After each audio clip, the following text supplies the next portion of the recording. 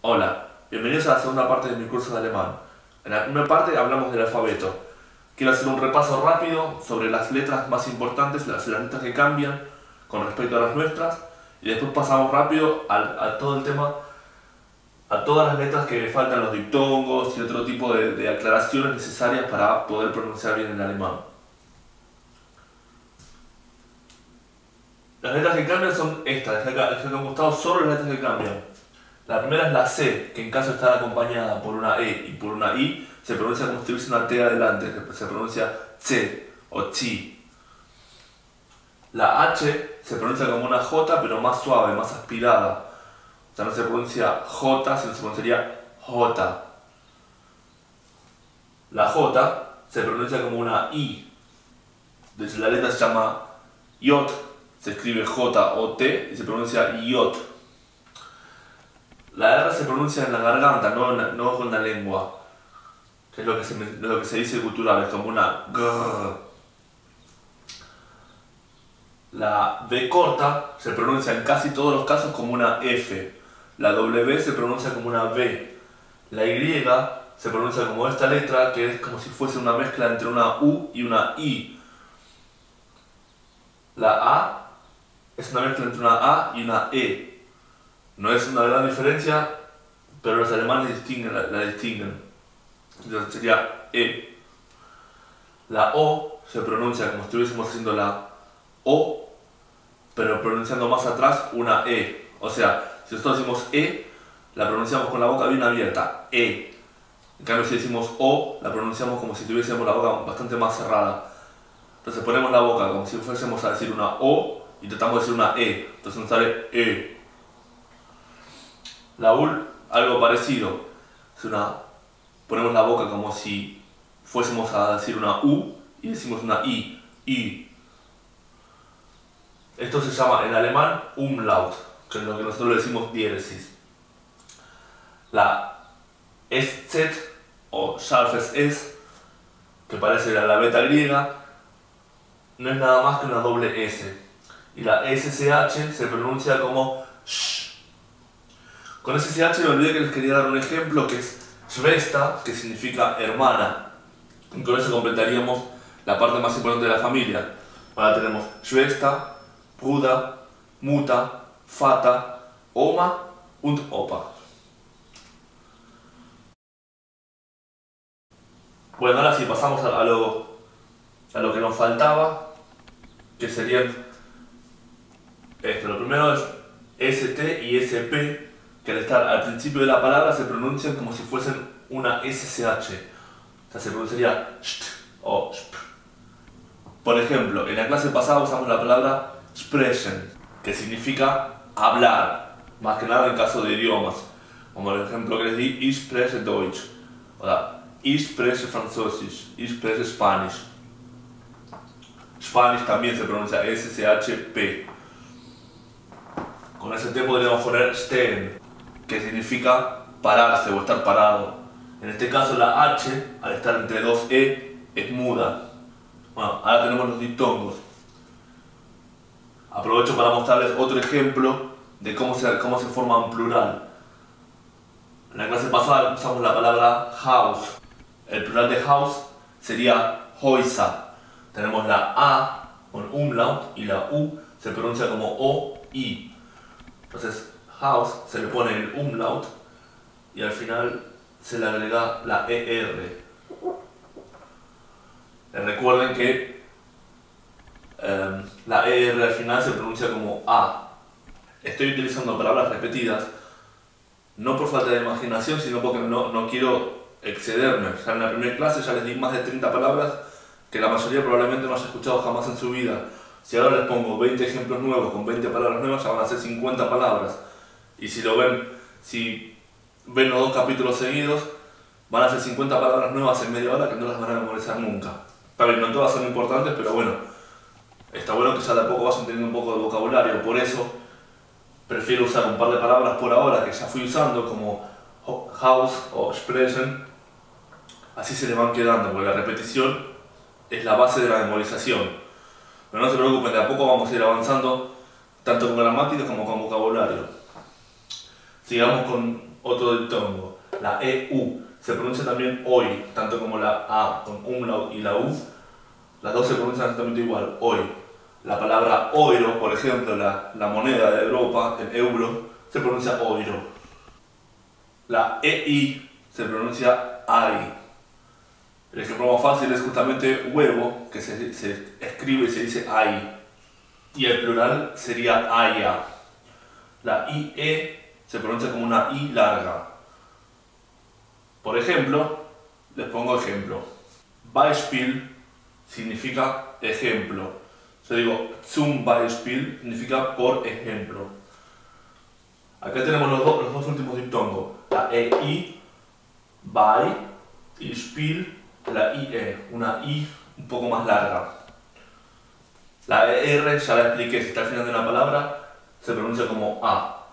La CH es un poco más complicada al estar adelante de la palabra, como en los casos de la palabra caos o Christ, que significa Cristo, se pronuncia como una K. Después de las vocales I, E y de las consonantes L, R y N, se pronuncia como una SCH, como las palabras ish, mish, tish, mils, arche. En esos casos se pronuncia como si fuese una SCH. En el resto de los casos se pronuncia como una J, como en los casos de las palabras Buch o Machen. En ese caso sí se pronuncia como una J bien marcada, no como la H que sería Machen. Decimos Machen, no decimos Buch, decimos Buch, bien marcado como una J. Bueno, eso es todo con respecto a la pronunciación del alemán, pero nos quedan dos detalles importantes en cuanto a la pronunciación y ortografía, el cual el primero es muy importante, que son las mayúsculas, y el segundo no lo es tanto, que son las vocales largas y las vocales cortas. El alemán distingue en diferentes casos vocales que se pronuncian un poco más largo que otras. Eso no me parece muy importante, sinceramente, porque en el hablar día a día no vamos a notarlo, pero bueno, está bueno que al menos una vez escuchen un poco el tema para que tengan la noción sobre eso. El tema de las mayúsculas se usa más o menos como en español, al inicio de las palabras, con todos los nombres propios, pero agregan algo que nosotros no tenemos, que es que todos los sustantivos, que podríamos decir que son los nombres de las cosas, nombres de cada cosa, también se escriben con mayúscula. Por ejemplo, la palabra Tisch, mesa, la escribiríamos con mayúscula. La palabra Buch, libro, la escribiríamos con mayúscula. Además de eso tenemos los pronombres formales, que es sí. Sí significa usted o ustedes en el caso formal. No decimos tú. Si decimos tú lo escribimos con minúscula, pero si decimos usted lo escribimos con mayúscula porque es una cuestión de respeto. Más allá de eso, el tema de los sustantivos incluye también el nombre de los meses y las partes del día, como por ejemplo noche se escribe con mayúscula, noviembre se escribe con mayúscula. Para algunos esto puede resultar una obviedad porque son sustantivos, pero forman parte de los errores más comunes en el alemán, por eso se los aclaro. Tenemos al final de la palabra, siempre son vocales cortas, jamás diríamos katze o ente, siempre es katze, ente. Fíjense que las escribo con mayúscula. A partir de ahora, que ya les expliqué de las mayúsculas, voy a tratar de siempre los sustantivos, las palabras que van con mayúscula, escribirlas bien grande, como para hacer hincapié en esto, que quizás es un poco complicado que se nos meta en la cabeza por falta de costumbre. El primer caso donde se utiliza vocal larga es cuando se escriben dos letras, como por ejemplo en el caso de T, que significa té, justamente, o zoo, que significa zoológico.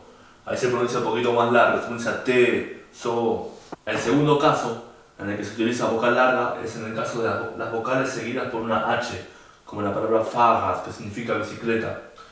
Otro caso es el diptongo I. El diptongo I siempre se pronuncia como una I larga, como en las palabras sí o viel, que significa mucho. Ahora nos queda más determinante de todo, que es que cuando usamos, cuando la vocal está seguida por dos consonantes, siempre es una vocal corta, y cuando está seguida por una sola es una vocal larga. Eso nos explica, lo que les decía antes, que lo explicamos adelante, la diferencia entre la SZ y la doble S. Por ejemplo, kus, que significa beso, se dice kus, corto. En cambio la palabra Spaß,